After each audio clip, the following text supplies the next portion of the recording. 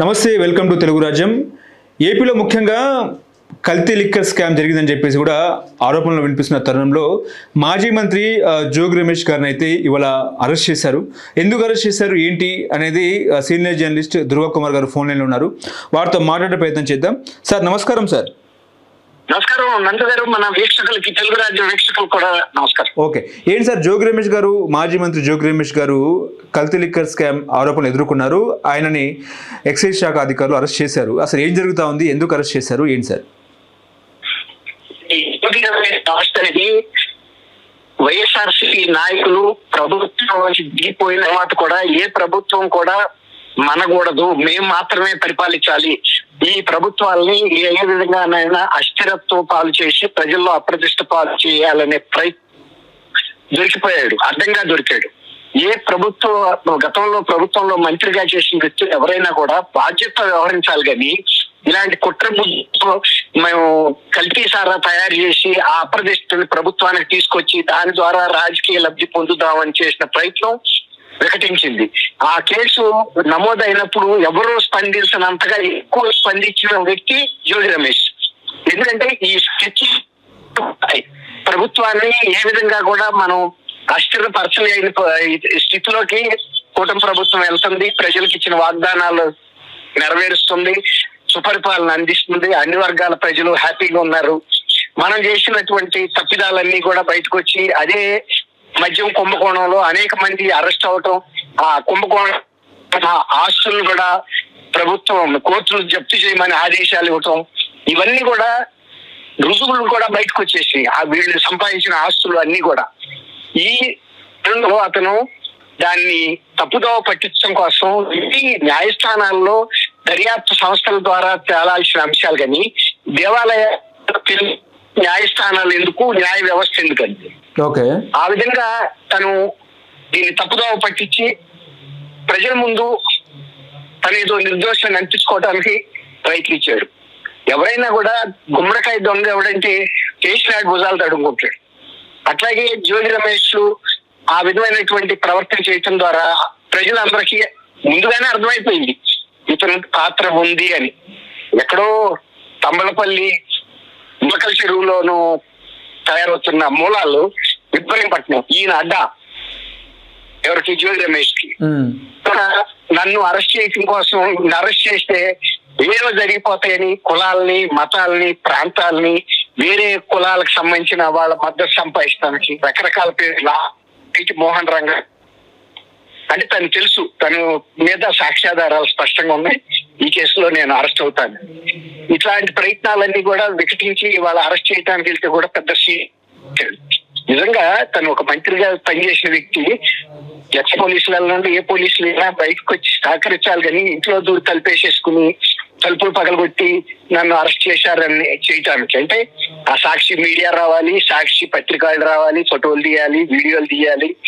అంతేగాని ఒక బాధ్యత గల వ్యక్తిగా మరి ఇన్ని రోజుల నుంచి ఎవరు వస్తారో రండి, ఏం చేస్తారో చేయండి, నన్ను అరెస్ట్ అయితే అది అవుతుంది ఇది అవుతుంది అన్న వ్యక్తి అంత సీన్ క్రియేట్ చేయటం ఏంటండి?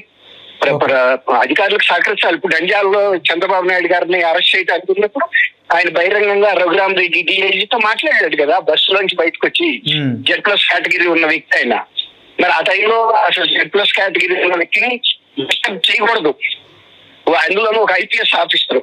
ఆ ప్రోటోకాల్ Z+ కేటగిరీ వ్యక్తులకు ఉండే రక్షణ తెలియకుండా వెళ్ళి అతను ప్రవర్తించినా కూడా చంద్రబాబు గారు కిందకి దిగి వచ్చాడు. అందరు మీడియా ముందు ప్రజాస్వామికంగా మాట్లాడాడు, మర్యాదగా అడిగాడు ఏ సెక్షన్ మీద అరెస్ట్ చేస్తున్నారు, ఏ కేసులో, అది అని ఏం చెప్పలేకపోయాడు. అట్లాగే ఆయన కూడా బయటకు వచ్చి దేనికి అరెస్ట్ చేస్తున్నారు అని అడిగితే అది చెప్పేవాళ్ళు కదా, ఇది పలానా కేసులో అని. కాబట్టి జోగి రమేష్ అందరికన్నా కూడా ముందుగానే ఎలర్ట్ అయిపోయి దీన్ని ఇంత రబర్ చేసిన రోజే తను ఒప్పుకున్నాడు నైతికంగా తన పాత్ర ఉందని. ఈ విధంగా వైఎస్ఆర్సీపీ ప్రతిష్ట అనేది ఎట్లాంటిదో ఇంకా అంటే మేము అధికారంలో లేకపోతే ఎలా సృష్టించగలము అని ప్రజల ముందు మరొకసారి రుజువైంది ఇది అరెస్ట్. అంటే లిక్కర్ స్కామ్ నిజంగా జరిగిందంటారా? 22లో లిక్కర్ స్కామ్ కాదు, కల్తీ లిక్కర్, ముఖ్యంగా కల్తీ లిక్కర్ నిజంగా జరిగిందంటారా? వాళ్ళు అధికారంలో ఉన్నప్పుడు చేసింది డిస్టిలరీల ద్వారా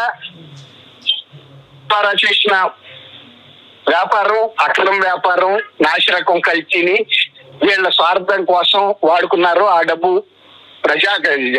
ప్రభుత్వ కోశాగారానికి కాదు, వీళ్ళందరికీ వెళ్ళింది అనేది ఇప్పుడు. అట్లాగే ఈ కేసు ఏంటంటే ప్రభుత్వాన్ని ప్రజల్లో అప్రతిష్పాలు చేయాలి. వీళ్ళు ఒక కల్తీ మద్యం తయారు చేస్తుంది ఈ ప్రభుత్వాన్ని. కల్తీ మద్యం తయారు చేయాల్సిన అవసరం ఏముందండి ప్రభుత్వానికి? అట్లా సంపాదించదలుచుకుంటే అంతకుముందు వైఎస్ఆర్సీపీ ఏర్పాటు చేసిన వ్యవస్థను కొనసాగించుకుంటే వైఎస్ఆర్సీపీ వాళ్ళకి ఎంత ఆదాయం వచ్చిందో వీళ్ళకి కూడా అంతే వస్తుంది కదా. ఏర్పాటు చేసిన వ్యవస్థను కాదు ఇది, ఇప్పుడు దోపిడీ వ్యవస్థ. మద్యం డిస్టిలరీస్ వాళ్ళు దోసుకుంటున్నారు, గాయకులకి వెళ్తుంది, ఇండియన్ మేడ్ ఫారిన్ లిక్కర్, ఇతర అయితే మంచి బ్రాండ్లు, అంతర్జాతీయ బ్రాండ్ అమ్మకాలు అవుతున్నాయో అది కూడా పారదర్శకంగా. తర్వాత ఆన్లైన్ లో అమ్ముతున్నారు. తర్వాత టెండర్లు పిలిచి ఎవరైతే ఎక్కువ టెండర్ ఇస్తారో వాళ్ళకి ఆ షాపులు అలాట్ చేశారు. వాళ్ళు ఇచ్చిన ఏపీ బెవరేజెస్ ఇచ్చిన రేటు మీద మార్జినల్ గా ఎంతైతే నిర్ణయిస్తారో ఆ నిర్ణయించిన రేట్ కోసం వాళ్ళు అమ్మాలంటే. వాళ్ళు ఎందుకు ట్యాక్స్ కట్టారు కాబట్టి ఆక్షన్ లో. అట్లా ఇది పారదర్శకంగా ఉంది. ఆ వచ్చిన డబ్బు, ఆక్షన్ లో వచ్చిన డబ్బు గవర్నమెంట్ ఎక్స్చెక్కర్కి వెళ్తుంది. కానీ వీళ్ళు ప్రైవేట్ వ్యక్తులు పెట్టి అమ్మించుకుని కోట్ల రూపాయలు ఆదాయం పొంది విదేశాల్లో పెట్టుబడులు పెట్టుకున్నారు, గోల్డ్ టన్నుల్లో కొన్నారు. తర్వాత సినిమాల్లో, రియల్ ఎస్టేట్ లో వీళ్ళు పెట్టని ప్రదేశం ఏముందండి? ఇవన్నీ కూడా బయటకు వచ్చినాయి. తర్వాత అందుకని ఇతను జోగి రమేష్ ఇది ఒక స్కెచ్ చేసాడు. తను ఏమనుకున్నా అంటే నేను దొరకను అనుకున్నాడు. ప్రభుత్వం అప్రతిష్పాలు అవుతుంది, చేసేది మనం అని. కానీ అసలు దొంగ బయటకు వచ్చాడు. కాబట్టి వైఎస్ఆర్సీపీ పూర్తిగా పార్టీ రైతుకు బాధ్యత వహించాల్సి వస్తుంది. ఒక జోగి రమేష్ కార్తీ ఇటువంటి ప్రయత్నం చేసినందుకు జగన్మోహన్ రెడ్డి అతని మీద ఏం చర్యలు తీసుకుంటాడు? కక్షపూరితంగా వెళ్తున్నారని మాట్లాడుతున్నారు కదా వైసీపీ నాయకులు. ఏమండి, మీరు కక్షపూరితంగా వెళ్తున్నారట టీడీపీ కూటమి? కక్షపూరితంగా వెళ్తుంది కాదండి. కక్షపూరితంగా వెళ్తానికి ఆధారాలు ఉండాలి కదండి. రేపు కోర్టుల్లో తేలుతుంది కదా. ఆధారాలు లేకుండా అయితే చెప్పలేరు కదా. ఇప్పుడు చంద్రబాబు నాయుడు గారిని కూడా పెట్టారు కేసెస్. వాటికి ఆధారాలు ఉంటేనే కదండి రేపు శిక్ష పడేది.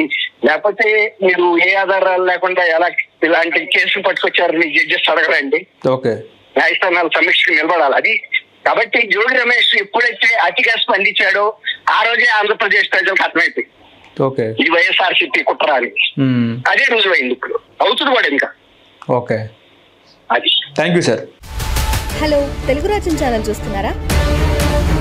సామాజిక, రాజకీయ, జీవన చిత్రణే తెలుగు రాజ్యం. అతిశయోక్తులు, అసత్యాలు ఉండవు.